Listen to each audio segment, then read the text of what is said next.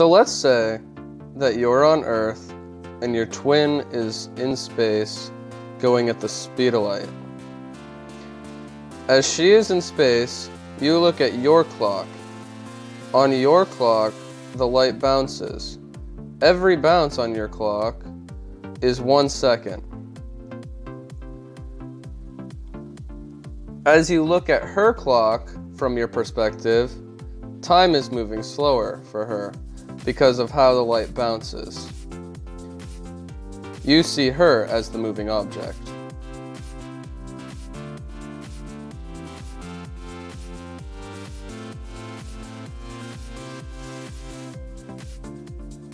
In the same way, as your twin looks at your clock, she sees that your clock runs slower than hers.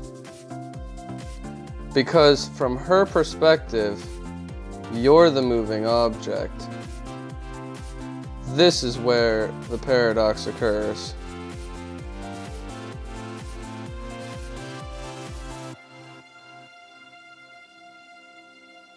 Your twin then flies off on a 20-year round trip in space and back.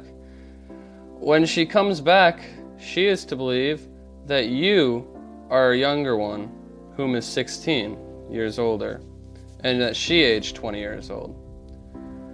But the same thing with you. You're on Earth, and when she comes back, you believe that she's 16 years old, and you've aged 20 years. So if we look back to your twin's trip, she changes in acceleration to turn around.